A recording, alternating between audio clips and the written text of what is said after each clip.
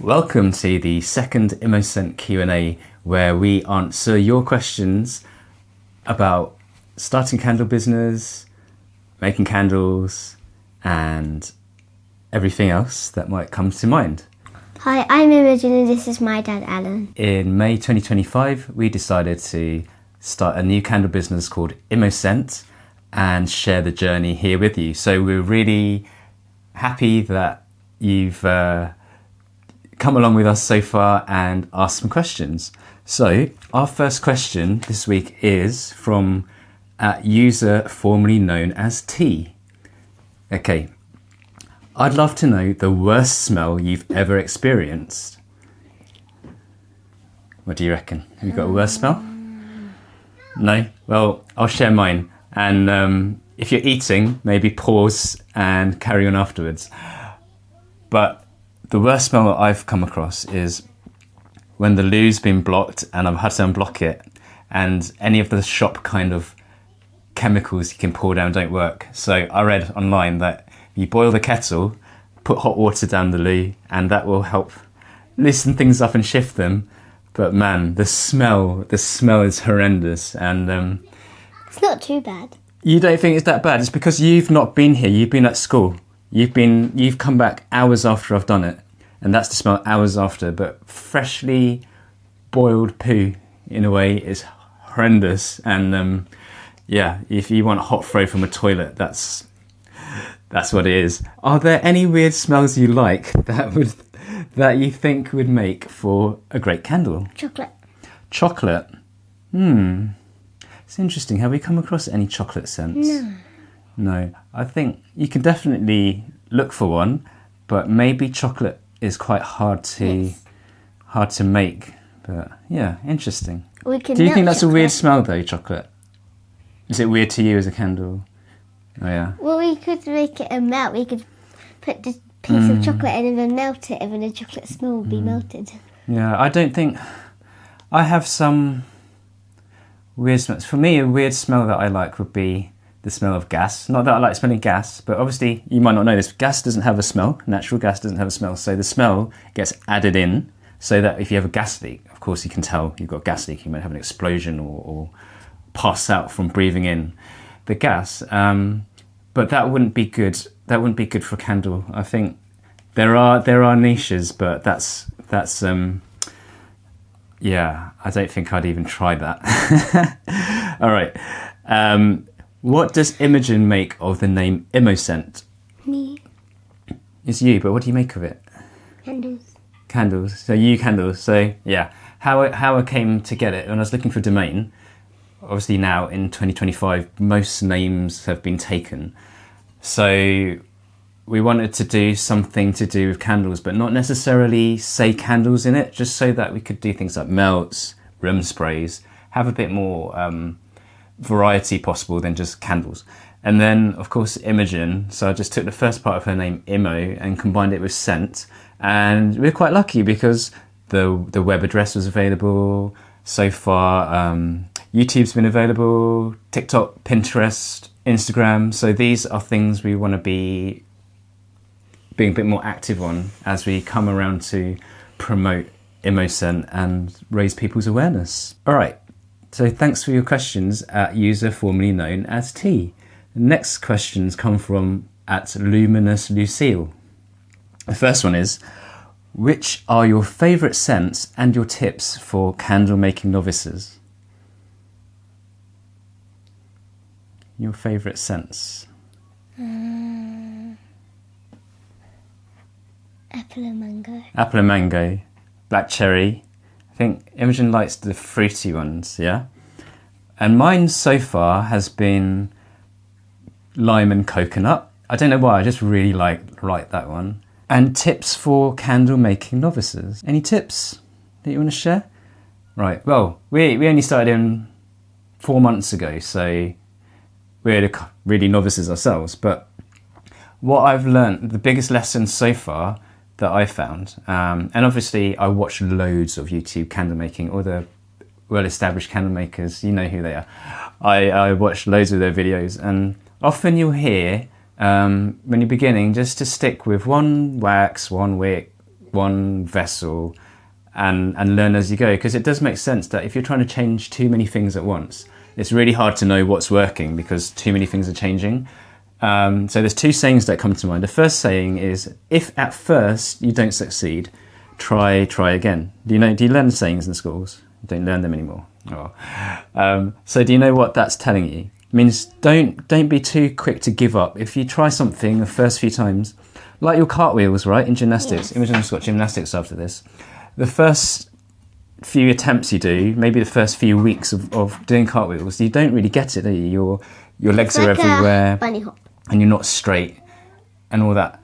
But now you're really good at them, right? You can do them quickly. You can do cartwheel after cartwheel after cartwheel after cartwheel, no problem, yeah? All really nice and straight.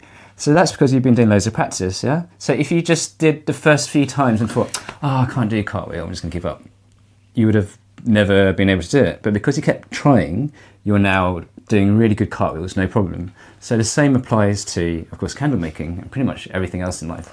But you need to balance that with also knowing when to quit. So I don't know who it was originally, but there's a saying that goes something like, if you keep doing something and you're getting the same result, and here I'm saying if it's not working, if you're making a candle and your process, your formulation isn't working, you might try it again, but you've got to know eventually it's like you keep banging your head against the wall and expecting one day your head's not going to hurt. But that's a bit crazy, right? You can't expect to keep doing exactly the same thing and coming up with a different result, especially if what's coming is a candle that doesn't work, yeah?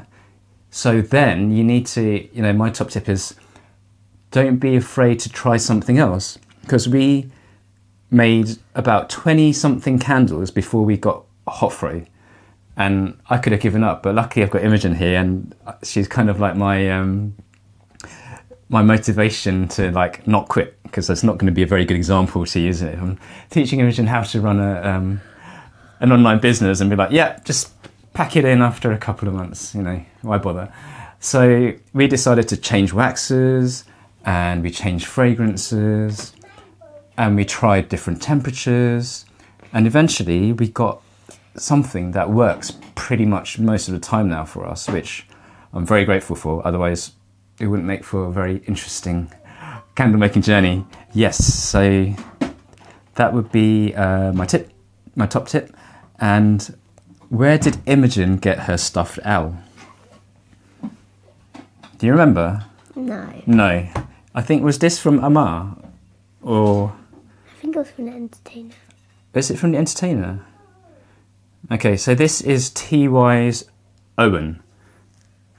So you might be able to do a reverse Google image search, but it's a very colourful owl. So I thought it would just be fun on our Cozy Owl sniff test just to have Owen along.